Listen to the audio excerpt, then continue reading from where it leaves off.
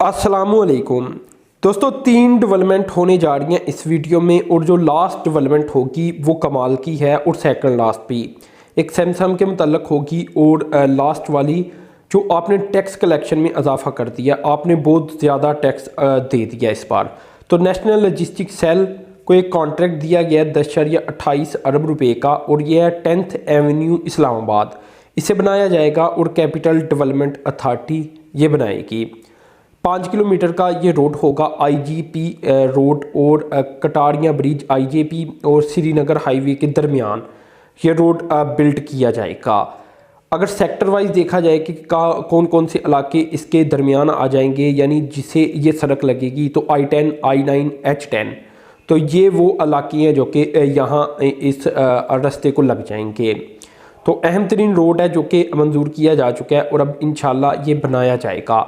कितने टाइम में बनाया जाएगा इसके मुतल्लिक तो अभी नहीं पता, लेकिन 2 फेजेस में मुकम्मल किया जाएगा, जिसमें हाईवे होगी, अंडरपासिस होगा और रेलवे ट्रैक होगा और साथ में एक ओवरहेड ब्रिज भी होगा जो कि श्रीनगर हाईवे के ऊपर से गुजरेगा। इसके अलावा दोस्तों इसका टेंडर इशू कर दिया गया सोमवार वाले दिन से और NLC नेशनल लॉजिस्टिक सेल को ये दिया गया क्योंकि ये लोएस्ट बीडर थे।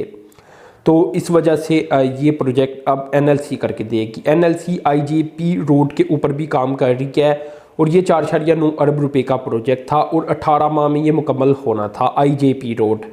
तो ये अहम तरीन एक डेवलपमेंट सामने आई है इस्लामाबाद को लेकर और ये ओवरऑल स्मूथ ट्रैफिक के फ़्लो के लिए ये प्रोजेक्ट बनाया जाने लगा है। IJP को भी बेहतर किया जा रहा है इसी वजह से, और ये 10th एवेन्यू भी इसी वजह से बनाई जाने लगी है। तो ये दोस्तों पहली डेवलपमेंट सामने आई थी और अहम तरीन ये भी डेवलपमेंट थी। अब खैर दोस्तों, अगर तो मैं दूसरी डेवलपमेंट की बात करूं, दूसरी डेवलपमेंट बहुत अहम है। सैमसंग, जैसा कि कई बार जिक्र कर चुका हूं कि ये अपना प्लांट लगाने जा रही हैं पाकिस्तान में। तो अल्हम्दुलिल्लाह इन्होंने अपना जो प्लांट लगाना था वो लगा लिया है और इसे ऑपरेशनल भी कर दिया है। तो ये खबर आई है और बहुत बड़ी खबर है ये। यहाँ मैं आपको बता दूं कि पाकिस्तान के जो सैनिटर्स हैं उन्होंने विज़िट किया इसके प्लांट को, इसके यूनिट को, और ये अब ऑपरेशनल बाकायदा तौर पर हो चुका है। आपको पता है कि one of the largest company है ये मोबाइल फ़ोन्स को लेकर टेक्नोलॉजी के मैदान के अंदर। तो इसने पाकिस्तान में प्रोडक्शन का आगाज़ कर दिया जो कि काफ़ी ज़्यादा अहम तरीन पाकिस्तानियों के लिए एक संगी अमील है। आगे चलकर हम ये कह सकते हैं कि ये अपनी जो अभी मैन्युफैक्चरिंग, अच्छा ये बात याद रखें, मैन्युफैक्चरिंग लाइन ही बनेगी, है तो ये असम्बली प्लांट, लेकिन आगे चलकर ये मैन्युफैक्चरिंग लाइन ही बनेगी। तो अभी जो अपना असम्बली या मैन्युफैक्चरिंग प्लांट है, आगे चलकर ये एक्सपोर्ट प्लांट भी बनेगा। वो किस तरह? वो इस तरह कि अभी ये 2.5 लाख से 3 लाख सालाना मोबाइल बनाने जा रही हैं, जबकि ये कहती हैं कि हम इसे आगे चलकर कोई 30 लाख या 3 मिलियन फ़ोन की कैपेसिटी तक बढ़ाएंगे। तो इतने ज़्यादा फ़ोन पाकिस्तान को तो नहीं चाहिए। इसका रीज़न ये है कि पाकिस्तान को अगर देखा जाए तो पाकिस्तान ने 2020 में गालबन जो सैमसंग के मोबाइल इंपोर्ट किए थे, क्योंकि अभी तक तो ये बना नहीं था, अभी जाकर ये ऑपरेशनल हुआ है। 2-4 माह के अंदर इसके रिजल्ट सामने आने शुरू हो जाएंगे और इम्पोर्ट बिल मज़ीद कम हो जाएगा। तो ये जो मोबाइल इंपोर्ट हुए थे सैमसंग के, ये कोई 85,000 से थोड़े से ऊपर थे, ठीक है ना। तो अंदाज़ा लगाएं कि 2.5-3 लाख अभी ये बनाने चाह रही हैं हर साल और आगे चलकर ये 3 मिलियन तक बनाएंगे। तो इतनी बड़ी तादाद पाकिस्तान क्या करेगा? पाकिस्तान के तो किसी काम की नहीं इतनी बड़ी तादाद। तो मकसद यही है कि इसे एक्सपोर्ट किया जाए, ठीक है ना। और जहाँ तक अगर नौकरियों की बात की जाए तो ये मैं आपको बता देता हूँ कि अभी इनिशियली 800 के करीब जो पाकिस्तानी होंगे उन्हें नौकरियाँ दी जाएंगी। और इसके अलावा ये बात आप याद रखें कि रोबोटिक नहीं, मैनुअल सिस्टम के ज़रिए तमाम काम किए जाएंगे, प्रोसेस किए जाएंगे, जिसकी वजह से मज़ीद बताया जा रहा है कि मज़ीद नौकरियां निकलेंगी और फ्यूचर में हज़ारों की तादाद में सिर्फ सैमसंग का प्लांट नौकरियां देगा। तो अभी के लिए अगर पाकिस्तान में ऑटोमेटिक सिस्टम नहीं है, रोबोटिक सिस्टम नहीं है सैमसंग की जानिब से लॉन्च किया गया, तो इसकी रीज़न भी ये है कि पाकिस्तानियों को ट्रेन किया जाए, ठीक है ना, टेक्नोलॉजी के मैदान के अंदर। तो ये एक बड़ी डेवलपमेंट सामने आ रही है ओवरऑल, और आगे जो फ्यूचर इनका प्लान है ये बहुत बड़ा है, ठीक है ना। इससे पाकिस्तान लाखों मोबाइल एक्सपोर्ट किया करेगा और पाकिस्तान ने एक्सपोर्ट करने भी शुरू कर दिए हैं। तो अभी इंपोर्ट बिल पिछली कल वाली वीडियो में भी मैंने आपको बताया था कि $600 मिलियन से ज़ायद रहा था 4-5 माह का ही, लेकिन अब इंशाल्लाह सैमसंग के मोबाइल पाकिस्तान में बनेंगे तो ये मज़ीद कम होगा।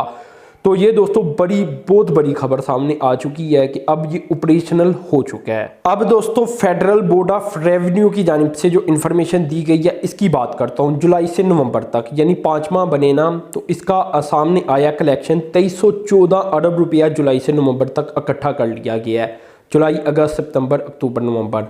तो जो टारगेट था, ये टारगेट था 2016 अरब रुपया, यानी 298 अरब रुपया जायद इकट्ठा कर लिया गया है। इसी तरह दोस्तों अगर तो पिछले साल की बात की जाए तो पिछले साल इसी अर्धे के दौरान 1695 अरब रुपया इकट्ठा किया गया था, यानी 36.5% का इंक्रीज सामने आया पिछले साल की निस्बत। ठीक है ना, बहुत बड़ी ये डेवलपमेंट हुई है। अगर दोस्तों सिर्फ नवंबर को लेकर देखा जाए तो 408 अरब रुपए का टारगेट था, लेकिन इकट्ठा कितना किया, 470 अरब रुपए, यानी 62 अरब रुपए टारगेट से भी ज़्यादा अचीव किए।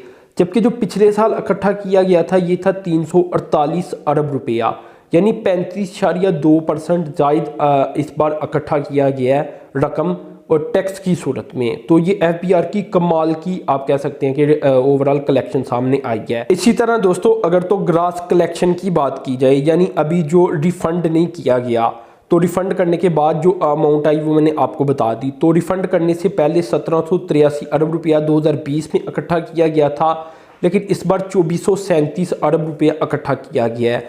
तो ग्रास कलेक्शन भी 36.7% इजाफे के साथ रिकॉर्ड की गई है। इसी तरह दोस्तों 123 अरब रुपया इसमें से दोबारा से वापस किया गया है, रिफ़ंड किया गया है। 88 अरब रुपया पिछली बार किया गया था, तो जो वापस किया गया उसके बाद जो टोटल कलेक्शन आई वो भी मैंने आपको बताई। ठीक है ना, तो इस तरह ये एक अहम तरीन डेवलपमेंट सामने आ रही है। पिछली बार जो टारगेट था ये 4.60 ट्रिलियन था या 4700 अरब रुपए का था गालबन, और इस बार जो टारगेट है ये 5800 अरब रुपए से भी ज़ायद है, यानी 5800 अरब रुपए से भी ज़ायद। और अभी तक जिस तरह एफबीआर जा रही है 298 अरब रुपया गालबन इन्होंने ज़ायद इकट्ठा कर लिया है टारगेट से। इसका मतलब ये हुआ कि इस बार ये 6000 अरब रुपया इजीली इकट्ठा कर पाएंगे, जो कि एक बहुत बड़ी अमाउंट होगी, जो कि कभी भी पाकिस्तानी तारीख में एफबीआर की जानिब से इकट्ठी नहीं की गई। अब इसमें दोस्तों कुछ जो चीज़ें हैं वो ये हैं कि पाकिस्तान की इस बार एक्सपोर्ट, रेमिटेंसीज, ये सब कुछ इसमें इजाफा रिकॉर्ड किया जा रहा है। तो मुख्तलिफ जब पैसे बाहर से आती हैं तो आपको पता है कि मुख्तलिफ विद होल्डिंग टैक्स और इस तरह के बहुत सारे टैक्स भी काटे जाती हैं। तो ग्रोथ आ रही है, इसके अलावा एक्सपोर्ट ज़्यादा हो रही है, तो उसमें ग्रोथ आ रही है। इंपोर्ट बहुत ज़्यादा हो रही है इस बार, तो उसमें ग्रोथ आ रही है। चाहे इंपोर्ट कोई भी आइटम की हो रही हो, लेकिन इसके पीछे टैक्स तो इकट्ठा किया जा रहा है। तो कुछ ये रीजंस हैं, और कुछ वैसे भी पाकिस्तान के जो डायरेक्ट टैक्सेस हैं उनके ऊपर भी फ़र्क पड़ रहा है। हाँ, उतना नहीं पड़ रहा जितना पड़ना चाहिए था, लेकिन पड़ रहा है, ज़्यादा टैक्स इकट्ठा किया जा रहा है। तो ओवरऑल देखा जाए तो इस बार एफबीआर की जो ओवरऑल कलेक्शन है वो बहुत ज़बरदस्त है, क्योंकि 35% की ग्रोथ कोई मजाक तो नहीं होता ना। मैं यहाँ हज़ारों अरब की बात कर रहा हूँ कि इसमें पिछली बार अगर 1600-1700 अरब था तो इस बार 2000 अरब रुपया हो गया। फ़र्ज़ करें इस तरह मैं बात कर रहा हूँ सैकड़ों हज़ारों अरब की, तो उसमें भी 35% का इंक्रीज़ मतलब बहुत बड़ा इंक्रीज़ होता है। तो ये खैर दोस्तों ओवरऑल डेवलपमेंट सामने आई थी, और अल्लाह ताला से दुआ यही है कि पाकिस्तान इसी तरह तरक्की करता रहे। तो अब तक के लिए इतनी था। अल्लाह हाफिज़।